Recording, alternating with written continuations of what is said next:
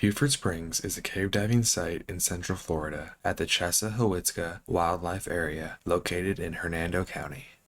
It is known for being an incredible scuba diving and freediving site while also ranking high among divers for its beauty.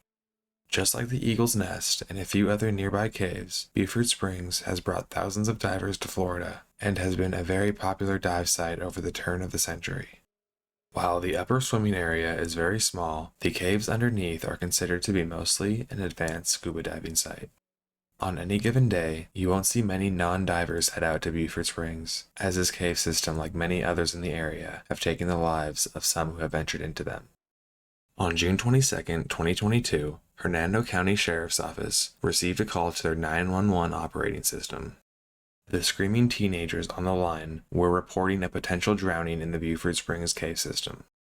After operators calmed the boys down, one of them explained that there was a man floating face down in the water, not breathing. Unable to lift the man out of the water, the boys needed help. When authorities arrived, they found who they would later identify as Stephen Gremble, face down in the pool. When they lifted him out of the water, it was obvious he was deceased. After talking with the three boys, two of whom were 15 and the other 17, they explained seeing the pair of divers arrive at the park at 11 a.m.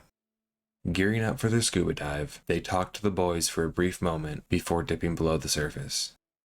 Having watched their air bubbles rise up, disperse from the water into the air for a brief period of time, the boys went back to horsing around. Diving for over half an hour, the pair would eventually resurface. While floating in the pool, the teenagers heard the pair discuss if they should go back down into the cave, and if they had enough air in their tanks to complete such a trek.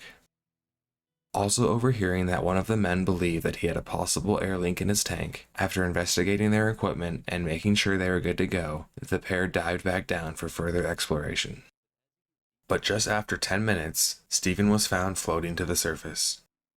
Seeing him face down at the top of the pool, the boys thought he was simply looking down searching for his partner who was still underwater. One of them then noticed that there was no bubbles coming up from the surface, so they called 911.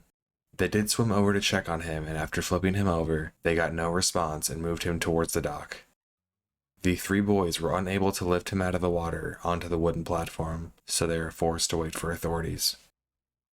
Two deputies arrived on the scene, jumped into the water, and lifted Stephen from the pool, where other first responders were there to help. After talking with the kids, they knew air supply would be Todd's top priority, and he should be certainly surfacing within the next 30 minutes. When a few hours had passed and Todd didn't surface, the police knew he faced the same fate as Stephen.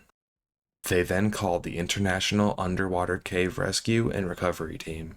This team of volunteer expert divers are able and willing to recover bodies from diving sites across the world. They responded with a team on the scene the very next day. The IUCRR's team went into the cave roughly 24 hours after the pair and found Todd 137 feet under the surface, nearly at the bottom of the spring. He too was deceased. Officials did say that neither of the divers had any obvious signs of trauma, and both appeared to have appropriate diving equipment they would expect for this dive, all of which was in working condition. Police identified the two men by documents in their parked cars. Todd McKenna was 52 years old and was an ex-United States Coast Guard chief. This lifelong diver and avid hunter is survived by his two daughters. Stephen Gremble was the other man that perished that day. He was a 63-year-old man who lived near and dived in these caves for a few decades. These two men were neighbors and had dived together on countless occasions before this. While an official investigation is still underway, it is unlikely that both divers had a leak in their air tank. What is more probable is that Stephen saw that something was wrong with Todd when they were deep below the surface. After realizing rescuing Todd was unlikely, he frantically sprinted for the surface but ran out of air on the way up. This would be why his body floated to the surface and Todd's did not.